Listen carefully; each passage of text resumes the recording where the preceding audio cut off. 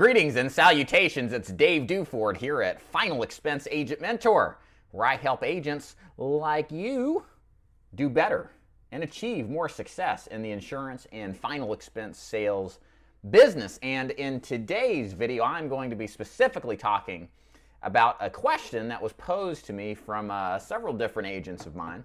Well, not mine, but people who have been talking to me, communicating through YouTube videos and articles that I write on how to determine if it is a good idea to switch from one insurance company or one insurance agency to another. And this is a pretty big decision to make, right, guys? So, a lot of people who are in this position are not entirely happy, and they're trying to figure out if taking the risk is what it comes down to, for moving from one insurance company or agency to another is ultimately not only in their best interest in the short term, but also in their best interest in the long term. And so what I've decided to discuss today are reasons why one should stay and then reasons why you should not stay. And again, this is something that you're going to ultimately have to determine on your own. It is a complex question. And in many cases, you may not have the exact answer, even after viewing this particular video. So again, what I'm going to attempt to do is provide you some perspective on, based on being in this business since 2011, on why you need to make changes and under what circumstances you should change your agency or insurance company, and under what circumstance you shouldn't. Now, to clarify, this is more in the perspective of not adding a new company to your repertoire as an insurance broker, but switching from your organization that you work with to another one. Or if you're a captive agent, let's say you work for one particular insurance company, and you're making a decision, should I move from company X to company Y? So with that clarified, I'll start with a little bit of background about myself. I've certainly have made several jumps in my careers. And looking back, I feel like there were good reasons why I did it, but perhaps on some level as well, maybe some short-sightedness to it too. So the biggest, you may be wondering, well, so under what circumstances did I switch? And before I go to my list, I'll just tell you real quickly, most of the reasons that I've switched agencies usually focuses around the ability to live out the lifeblood or the life source of the final expense business. I sell final expense for the most part. And in this business, it's all about having sufficient leads. The reason I left the first two organizations I worked with was because of lead flow problems. And it wasn't something that I immediately dumped them because I had low lead flow for a week or two. It was consistent, ongoing problems that, in my opinion, were bolstered by amateur way of handling the distribution of said leads. And certainly people make mistakes, but this was an ongoing problem, and there comes a point where you have to make a positive decision to improve yourself and give yourself the best chance of success. Because when you work with some, even like myself, you're putting a portion of your success in the hands of the agency or the marketing organization that you partner with. And they have a deal to uphold on their end just as much as you do too. That doesn't mean you can't, dissolve all personal responsibility for any mistakes made, but you certainly can hold them responsible, especially if their job is to generate leads. They need to be on top of it more often than not. Nobody's perfect. But if there's a problem getting leads, then there's a problem with the business, the core of the business. So let's talk about, and I jumped around, I'll kind of conclude with this. That's the reasons I've made several moves. Later in my career, when I decided to start recruiting, I looked for an organization that was more geared towards assisting me do that.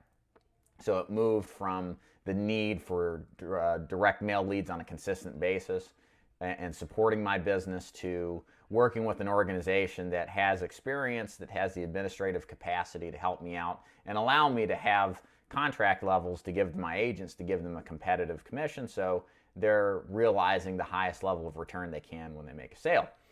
So with all that said, let's talk about some other reasons why you should stay at your existing organization. So the first reason I have up here is that your organization has a clear pathway for your growth potential. A lot of people start in a career with the goal of having upward mobility. Some people, believe it or not, want to actually get into management.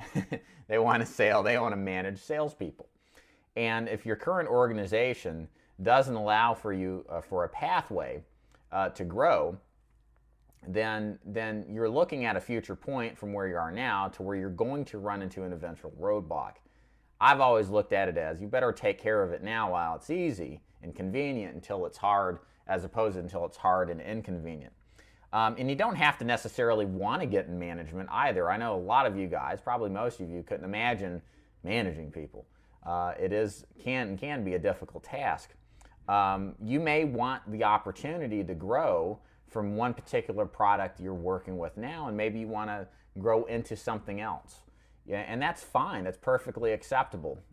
As you see in the coaching world, I think of $1 Million Baby. Clint Eastwood has his star boxer that he's holding back. He doesn't think is ready for the big times.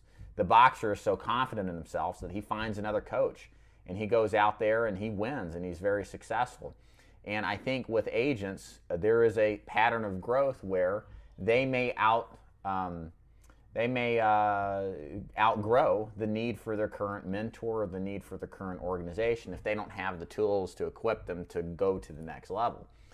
And that's something that shouldn't be taken personally. So you have to do that analysis. If you're running up against that roadblock or you see it coming, then your best bet is to look at other avenues that will help you elevate your game to the next level. It is your business after all. You're the one that puts your money on the line. You're probably straight commission. You have to take responsibility for this type of endeavor. Number two reason why you should stay is the great support. Look, if you're getting support from your upline, you're getting support from your company, these people take your phone calls with regularity and they return them quickly. They help you with your underwriting questions. They help you with your case design. These people are very, very rare in this business. Most management fails out of sales before they get into management. And so what ends up happening is a lot of them don't necessarily are good at support for their agents.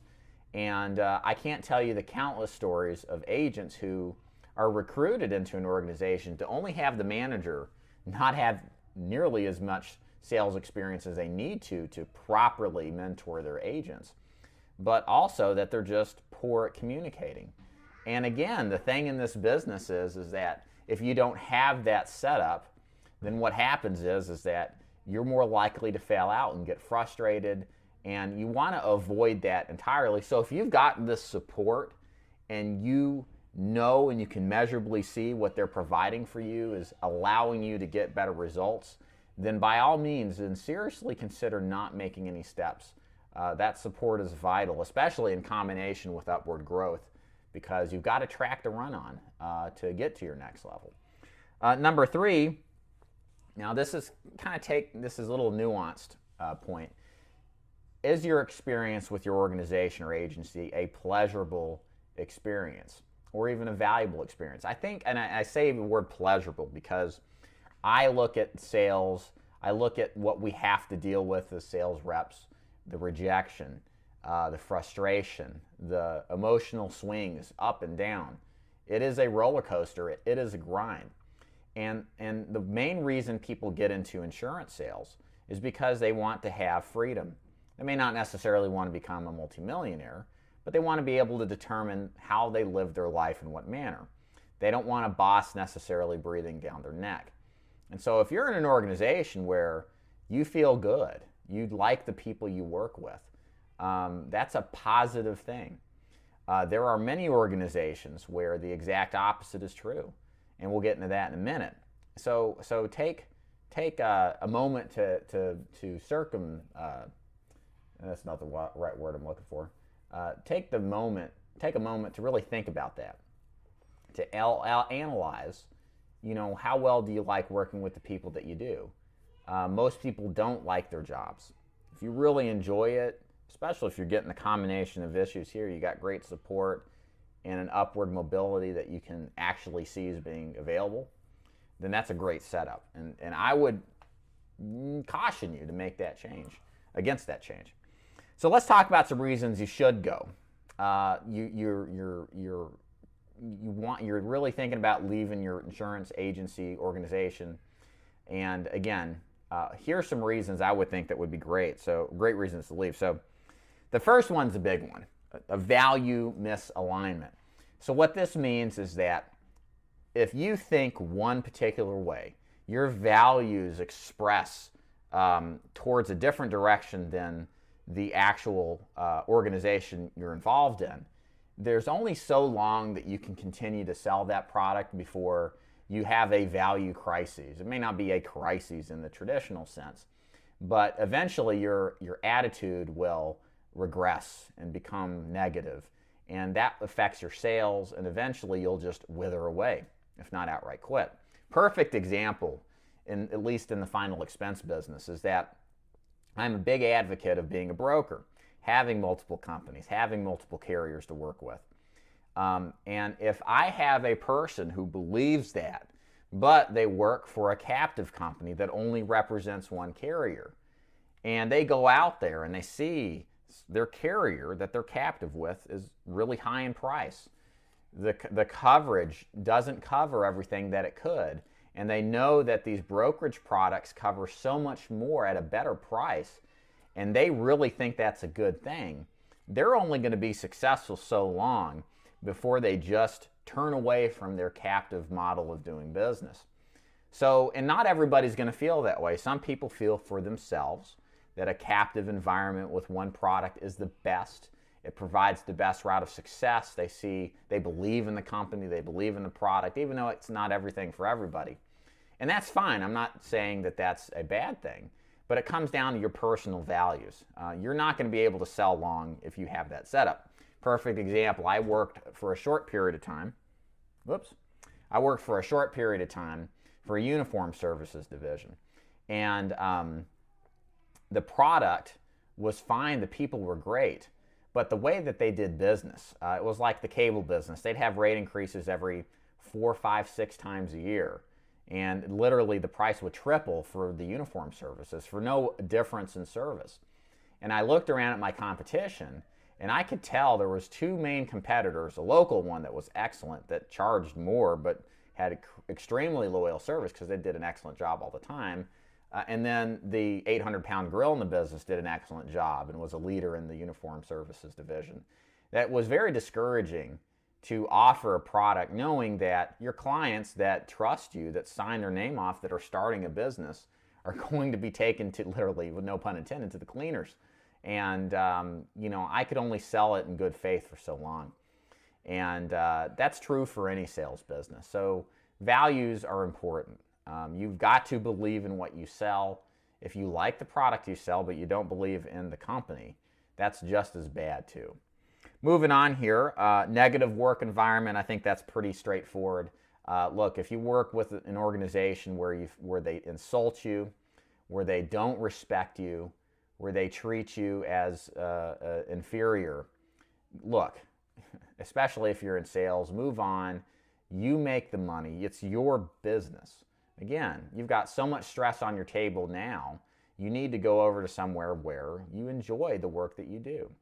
Now, I'm not saying that you're not, that outright lack of reprimand, or you feel like somebody's trying to help you, maybe they're micromanaging you to an extent, or there's pressure being applied to you as a negative thing.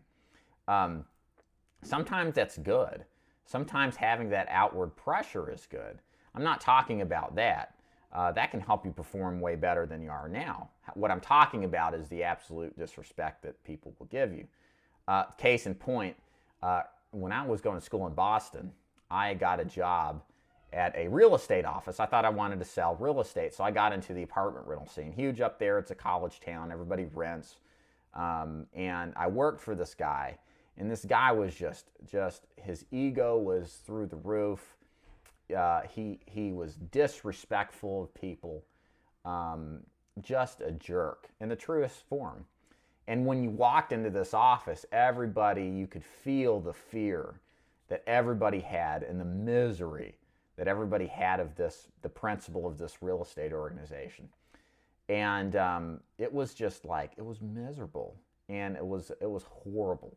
And I didn't work there long. And but by case in point, that's what I mean is like, look, if you got to go into, again, a straight commission job, that was, and you got to deal with that stuff, I mean, that's torture, dude. Go get a job and a wage and a guarantee with a company with a pathway. You know, again, we get out of these employed 9-to-5 jobs for a lot more reasons than just the money. And part of that should be, you know, an enjoyment in the work that we do and the people we work with. Lastly, I mentioned this too, acting in good faith. This is something that is really important. This kind of blends in with the politics with an office environment, or how people deal with you and your interactions with other reps, with your management and the company itself. You ultimately should always feel, and the company should, and this is mutual, it's just as important with you too, it should always be done in good faith, okay? So, you know, any criticisms they give of you, it should be, the goal should be to help you become a better salesperson. Any sort of, you know, I don't think you would be attacked, that's not necessarily good faith, but anything that would question your capabilities, it should be done in a way that they want to help you become a better salesperson. They want to help you along the way, and we always need help in mentorship, sometimes more in life than others. And so your interaction with your sales staff should always be done in good faith. Your management should be done in good faith. When you feel that they're working against you, or you feel like there's a conspiracy against you, or if you just feel like you're paranoid because of things that have happened that don't seem to be done in good faith, then again, you're gonna feel this, and probably 6 or 12 months later, you'll still work there, and things will fester and get worse. The old adage in hiring and firing is, you know, most people who are fired should have been fired 6 to 12 months ago.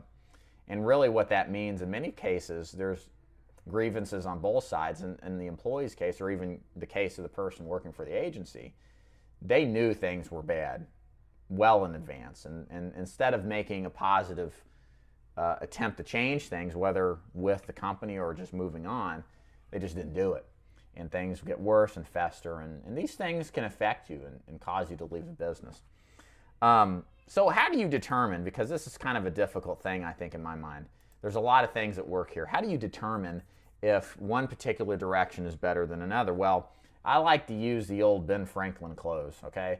So if you've never heard of the Ben Franklin close, it's essentially, the close is, hey, look, you know, obviously there's pros and cons, and we all love Ben Franklin, and he had a method to determine how we should make a decision in one way or the other. So he'd take a clean sheet of paper, and then he'd write a graph, and he would put the pros on one side and then the cons. So let's talk about first the pros of what we're looking at here. And so in this manner, you can make a decision that's complex, and you can simplify it on one page of paper and look at what's good about what you've got going on with your current setup and what's bad. And then you can compare both and make a more substantive, objective opinion or decision on which change would be more beneficial for you, both in the short term, but most importantly in the long term.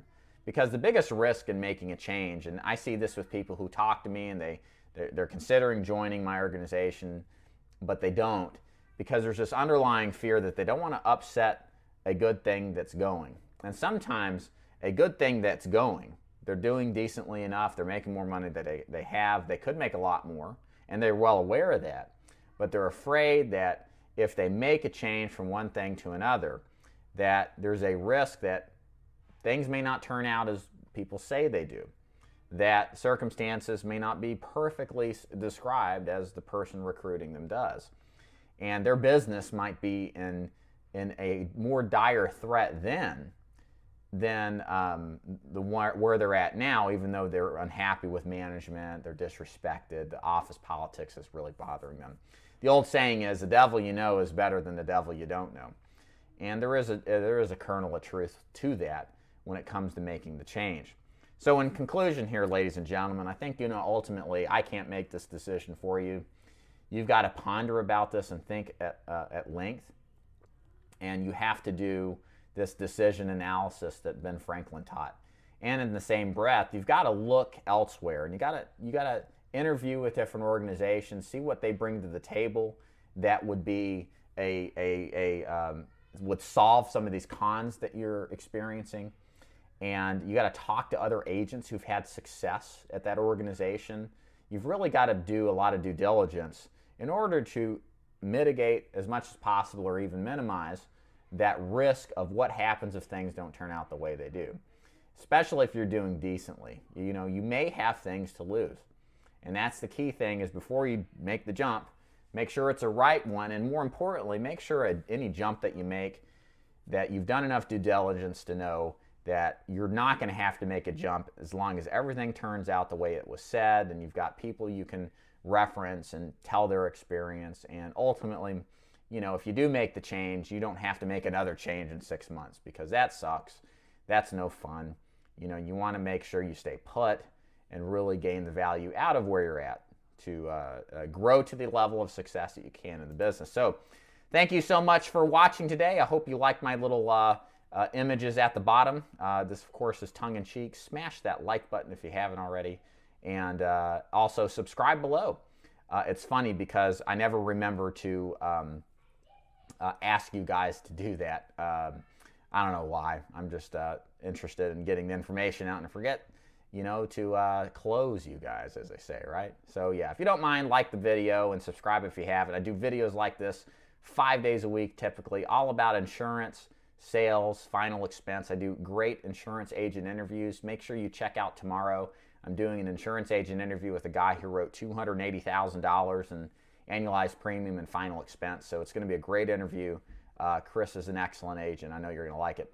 My name is Dave Duford at Final Expense Agent Mentor, where I help agents like you succeed in the insurance business and final expense. Thank you so much for watching. We'll see you tomorrow. Take care.